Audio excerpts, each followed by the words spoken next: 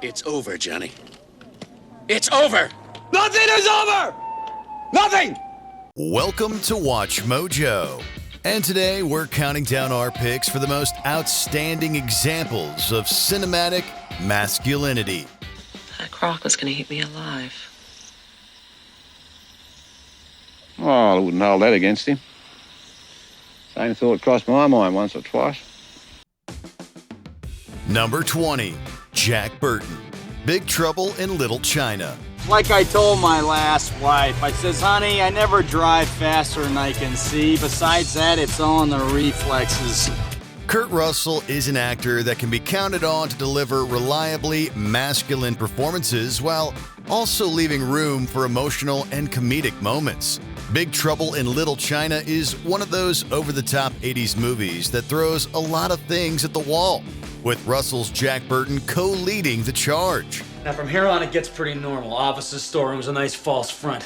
I count to 3. I open that door, we move out. Everybody got that? Ready? Follow the leader. 1, 2, 3. We may be trapped. This character is confident, perhaps to a fault, but never obnoxious. Burton is loyal to his friend Wang, and Big Trouble in Little China hinges upon their relationship. I don't want to insult you. No, go ahead. Insult me. It might have been easy for Jack Burton to take a back seat to the monsters, action, and sorcery goings in the movie, but thankfully, this never occurs. We really shook the pillars of heaven, didn't we, Wang? No horse shit, Jack. No horse shit.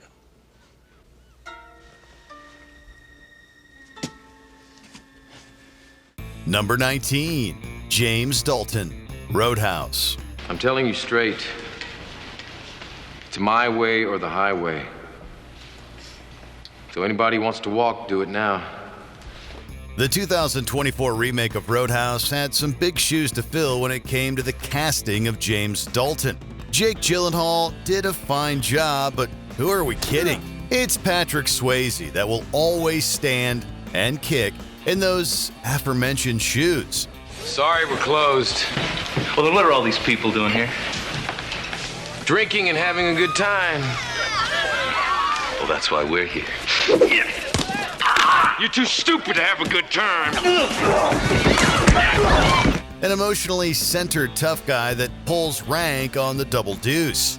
Roadhouse was somewhat notorious for its violence and sexuality back in '89, yet Swayze's character never becomes part and parcel to the sleaze. Instead, Dalton is one of those dudes who's polite and speaks softly.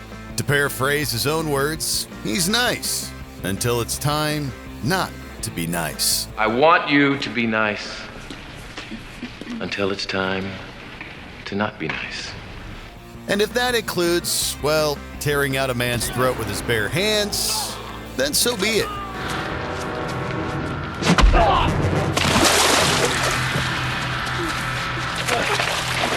Number 18, Mr. Smith, Shoot 'em Up. Eat your vegetables. 2007's Shoot 'em Up admittedly isn't a film that demands a lot of characterization when it comes to Clive Owen's character of Mr. Smith. We know that he's formerly been trained as a soldier. That much is obvious by the way he handles his weaponry. Nothing like a good hand job. Beyond this, Shoot 'em Up is primarily concerned with keeping the pace quick and the bullets even quicker. Mr. Smith certainly possesses a moral code. He does save a baby after all, but the audience can also appreciate that he doesn't pass any sort of judgments upon Monica Bellucci's sex worker character.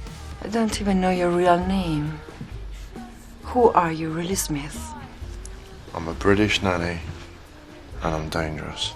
They team up in more ways than one, within a film that never takes itself too seriously. What I really hate is a with a gun in his hand. Number 17, Frank Martin, The Transporter franchise. Rule 1, never change the deal. The deal was transportation for 3 men with a combined weight of 254 kilos. Yeah?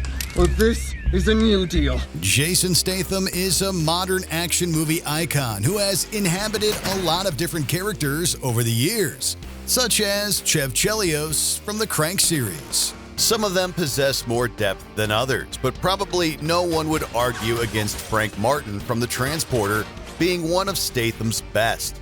Rules are meant to be broken. Not mine. Let's go.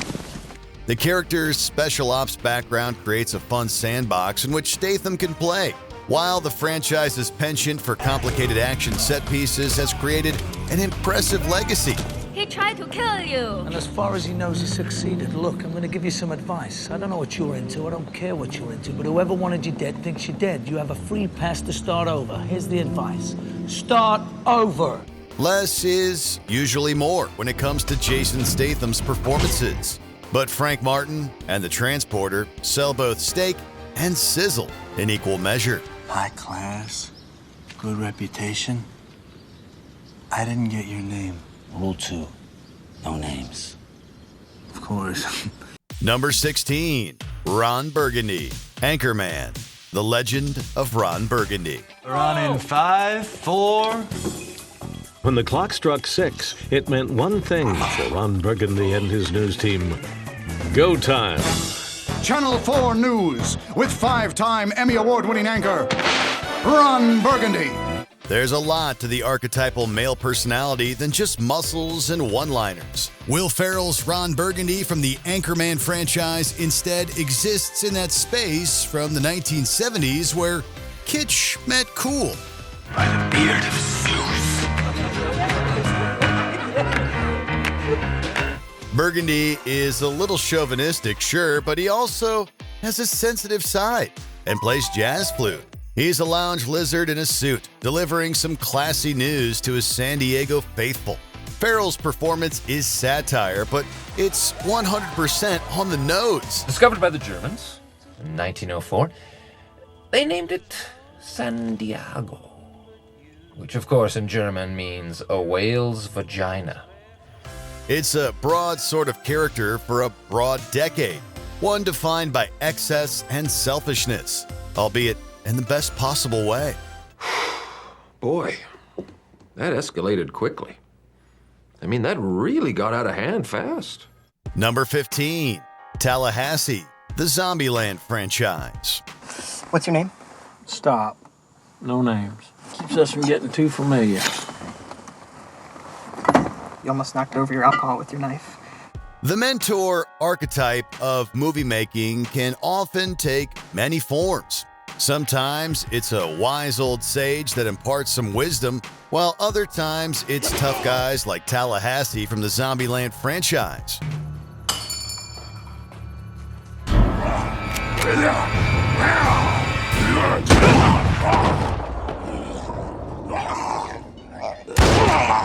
What do you think? Zombie kill of the week? Woody Harrelson's physicality in the role feels legitimate.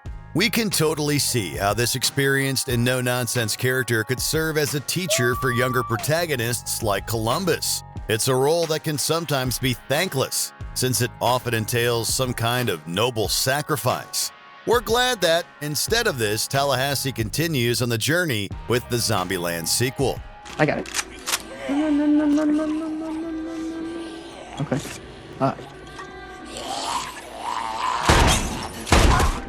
Yeah, it's good you shot your alcohol with your gun.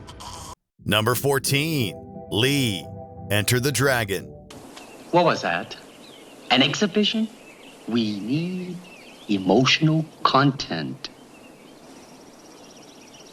Try again. It doesn't take a leap of faith to connect Bruce Lee to nonstop masculinity. His character from 1973's Enter the Dragon helped codify the kung fu explosion of the 1970s, essentially creating a textbook template. This is a film with a simple action-driven plot that highlights Lee's excellence in his field.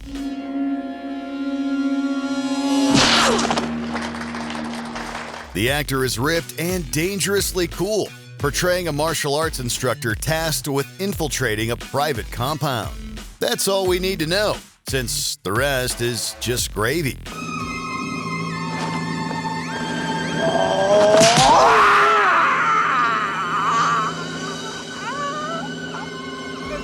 We watch Lee command the screen with power, annihilating all opposition during his quest for answers. Oh, and if you look real closely, one can even spot a young Jackie Chan as one of the henchmen that fall beneath Lee's educated fists of fury.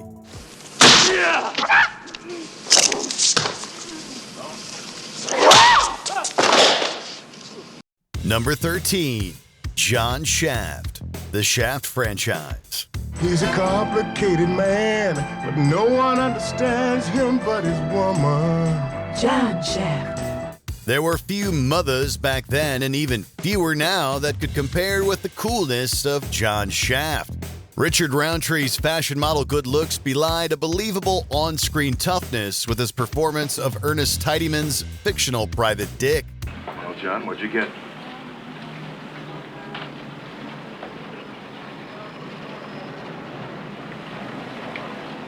I got laid.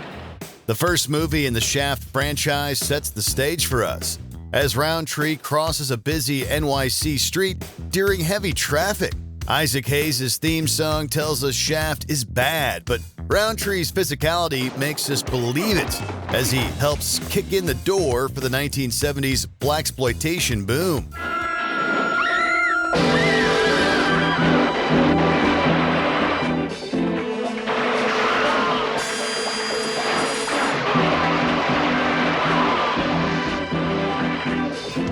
Samuel L. Jackson and Jesse Usher have both carried on the Shaft legacy in more recent years, but there will probably never be anybody cooler than Roundtree's OG. Case just busted wide open. Close it for me. Cut the crap, man. This is Shaft. Looks like you're gonna have to close it yourself. Shitty.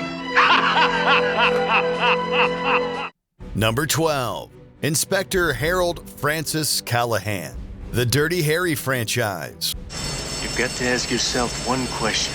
Do I feel lucky? Well, do you, punk? Quentin Tarantino's 2022 book Cinema Speculation included an interesting appraisal of Clint Eastwood's Dirty Harry Callahan. This was a man out of time, to paraphrase Tarantino. Al, you've got to be kidding. I haven't got the time to break in any newcomers. A conservative voice that spoke for a generation that was feeling increasingly lost. Callahan's search for justice in the form of a kidnapped young girl is blurred by his actions, most of which would be considered illegal or at least unlawful today. I have rights. What The free love, anti-authoritarian, and black power movements of the 1970s were frightening to generations of the establishment. Yet Harry Callahan was here to underline certain truths that were forged in stone. Justice was going to be served at the barrel of a gun, and there was nothing any punk was going to do about it. I know what you're thinking, punk. You're thinking, did he fire 6 shots or only 5? Now, to tell you the truth, I forgot myself in all this excitement. Number 11, Conrad Stonebanks, The Expendables 3. I mean, what is it? Just some paint, brushes, some cheap canvas? What's the big deal?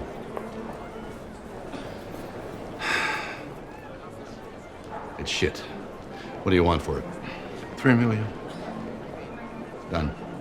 The controversies surrounding Mel Gibson's life have made it easier for the actor to play villains in recent years, including Conrad Stonebanks in The Expendables 3. This co-founder of the team comes to a head with his former partner Barney Ross, a role that allowed Gibson to chew a serious amount of scenery. So you tie me up like an animal, lead me to the slaughter, you humiliate me, disgrace me. Now when the time comes to kill you, and it will, I will not use a weapon, I will use my hands, because I want you to feel the way that I feel right now. The Expendables franchise on the whole has always played around with ideas of hyper-actualized masculinity. This third entry was no exception, knowingly playing up Gibson's reputation to the point where the audience isn't exactly sure where the Lethal Weapon actor begins and the character ends. The entire complex has been wired with C4. It'll take a regular Joe, 90 seconds to get out of there. You got... How about 45? Number 10, Michael J. Crocodile Dundee. Crocodile Dundee. Here, Walt. Go on Cyril for me while I dance with this. Charming young wife. The measure of a man isn't the balance of his bank account, but the length of his knife. At least it is when we're talking about rugged men from down under. Growing up in the Australian outback has left Mick Dundee unconditioned to the domestic life of the city and lets him move through the world unfazed by most things. Nick, give him your wallet. What for? He's got a knife. That's not a knife. That's a knife. His uncaring and courageous demeanor inadvertently attracts the eyes of various women, but in Mick's world, all a man needs is a piece of land to call his own and a trusty Bowie knife. Taking down alligators or sweeping engaged women off their feet, it's all the same for the Dundee.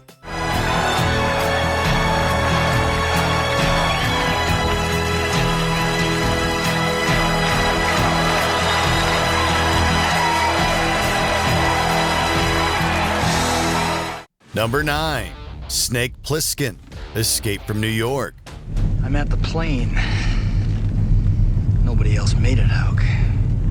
Wait a minute. Most men would be destroyed after being betrayed by their own country. But it's fairly evident that this ex-Special Forces operator is cut from a different cloth. In a war-torn era, Snake has adopted a survival instinct, which involves not trusting the government or any and all law enforcement. You want to see him sprayed all over that map, baby? Where's the president? Swear to God, Snake, I don't know. With me. Why do you want to know? I want him. After being incarcerated, he is sought after for his particular set of skills and offered a chance to clear his name by rescuing the president. Although still wary of the government he used to serve, Snake accepts the offer, and in the process, he proves you don't need both eyes to shoot a gun. We'd make one hell of a team, Snake.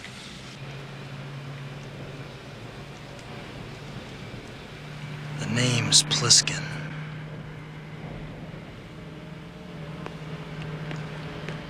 Number 8. Black Dynamite. Black Dynamite. Honey B, what's happening, baby? Black Dynamite. What you do to Nipsey? Now, word on the street is that he's gonna be in traction. You know me, I just talked to him. Michael Jai White is a formidable action star in his own right, but fans could argue that it was the character of Black Dynamite that remains his best and most well-known character. This pastiche of blaxploitation movie cliches is executed with reverence for the source material, enabling White's character to jump off the screen with exaggerated examples of toughness.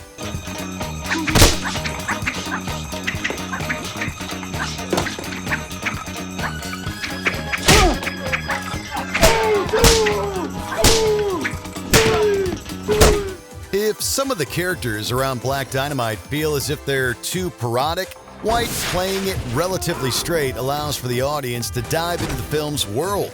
It's a balance that could have easily swayed one way or the other under less experienced hands, but Black Dynamite thankfully brings it home. Because wherever there's injustice, wrongs to be righted, innocence to be defended, Black Dynamite will be there, delivering ass whoopings. And I will not hesitate to lay the hammer down on any clown that comes around. Because if they want to fight, they best come see me. Number 7. Luke Hobbs, the Fast and the Furious franchise. It's a hell of a mess. Yeah, it is. You know I can't let you two go. I ain't made that way. If you see this diplomatic security service agent flashing his sirens behind you, it would be in your best interest to pull over. In the world of the Fast and Furious, Luke Hobbs is the law, and he isn't afraid to bend the rules once in a while if it means getting his man. Who the hell are you? Oh, I'm what you call an ice cold can of whoop-ass. Hobbs' unfailing loyalty and sense of justice has gotten him far in his career, gaining him respect in the federal world as well as on the streets. On any given day, the agent can be found sporting his signature Smith & Wesson, but we'd advise you to be more scared of the two guns attached to his shoulders. You're going down, Toretto. I'm right here.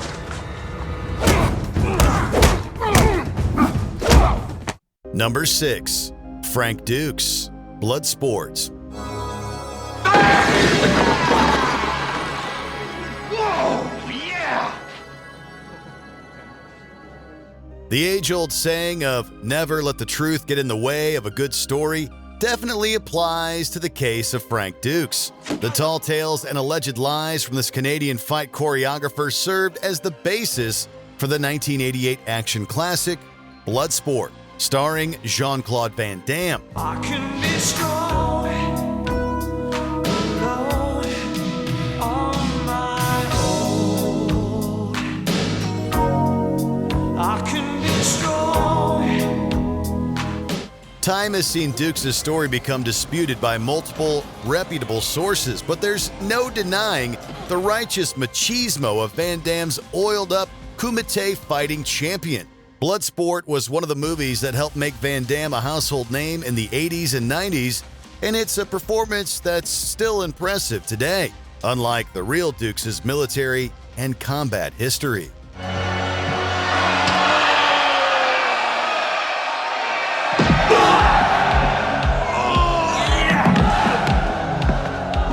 Number 5. Judge Dredd, Dredd. Your crimes include multiple homicide and the attempted murder of a judge. If you do not comply, the sentence is death. This 2012 adaptation of the Judge Dredd comic franchise is, depending on who you ask, either a formidable character retcon or a disappointing CGI fest bested by its Stallone counterpart. Praise in the former camp leaned heavily into the performance of Carl Urban in the lead role. How do you want it, kids? Body bags or juve cubes? Makes no difference to me. One that largely avoids the camp of Judge Dredd 1995. Drop your weapon! We honestly see both sides, since Urban's Dredd is far more serious and poses much more of a threat in this world. The law is black and white to Dredd, and he's out to enforce it at any cost. It's a character that almost feels like an updated Harry Callahan for the cyberpunk set. And this is high praise. Your crimes are multiple homicide and the manufacture and distribution of narcotics. How do you plead?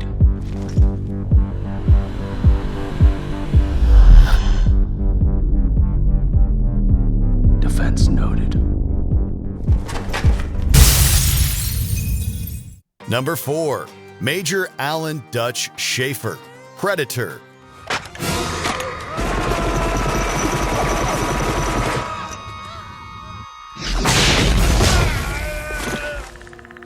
Run! Go! Get to the chopper! A lot of movies that become memes never quite recover that initial oomph that made them great in the first place. Predator is a notable exception, an ultra-manly affair that also just happens to contain the hardest-going handshake in the history of cinema. You son of a bitch. What's the matter? The CIA got you pushing too many pencils? It also helps, of course, that the film is anchored around Arnold Schwarzenegger as Major Alan Dutch Schaefer. Schwarzenegger's charisma and physical presence set Schaefer apart from other lean and wiry action protagonists. The muscles and veins are bulging from the moment we meet Dutch. Yet, all the same, this paramilitary leader still feels like he's up against it when the Predator appears on screen. That said, the movie is definitely in good hands with Dutch. You one ugly motherfucker. Number 3. Ashley Joanna Ash Williams, the Evil Dead franchise. Who are you? Who wants to know? I am Henry the Red, Duke of Shale, Lord of the Northlands and leader of its peoples. Well, hello, Mr. Fancy Pants. It's true that Ashley Ash Williams' middle initial does tend to change depending upon which form of Evil Dead media you happen to be reading. Playing devil's advocate, however, it's interesting that Williams has retained so many supposed feminine characteristics with regards to his name. This is a character whose masculinity and resourcefulness are never really called into question. Did I mention I hate sellers? Ash has conquered Deadites again and again, and there's nobody crazy enough to say otherwise, lest they wind up at the business end of a boomstick. So when his girlfriend Cheryl refers to him as Ashley, or as the Ash vs. Evil Dead series drops the Joanna reveal, nothing really changes. Ash is Ash. He's a badass, and that will never change. Sure, I could have stayed in the past. Could have even been king. But in my own way, I am king. Hail to the king, baby. Number 2, John Rambo, the Rambo franchise.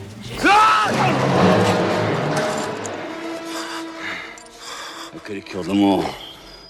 I could have killed you. In town, you're the law. Out here, it's me. Don't push it.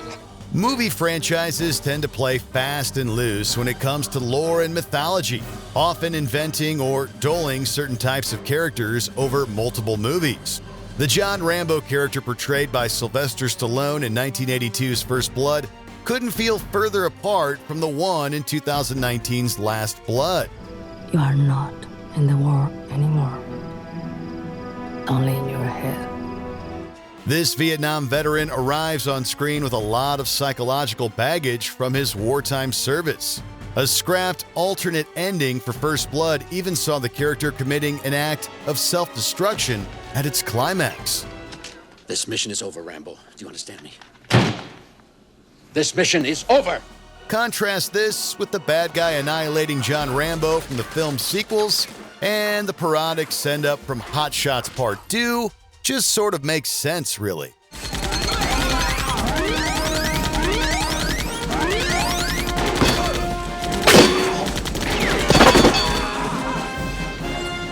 Before we continue, be sure to subscribe to our channel and ring the bell to get notified about our latest videos. You have the option to be notified for occasional videos or all of them. If you're on your phone, make sure you go into your settings and switch on notifications. Number 1. Conan the Barbarian. Conan the Barbarian.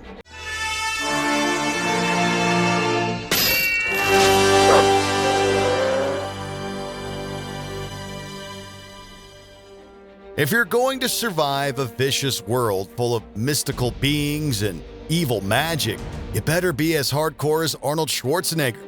Much like Schwarzenegger's role as Dutch in Predator, Conan survived a hellish reality thanks to his sheer physicality and expertise in combat.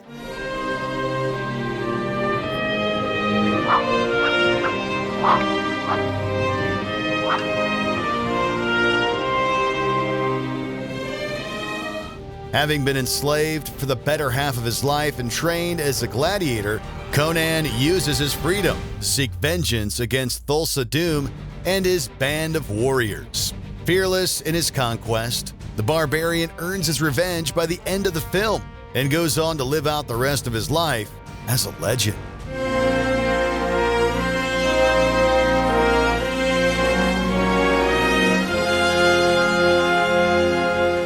Is the idea of toxic masculinity overblown when it comes to the fantastical world of cinema? Or do you prefer more grounded representations of masculine behavior in movies? Let us know in the comments.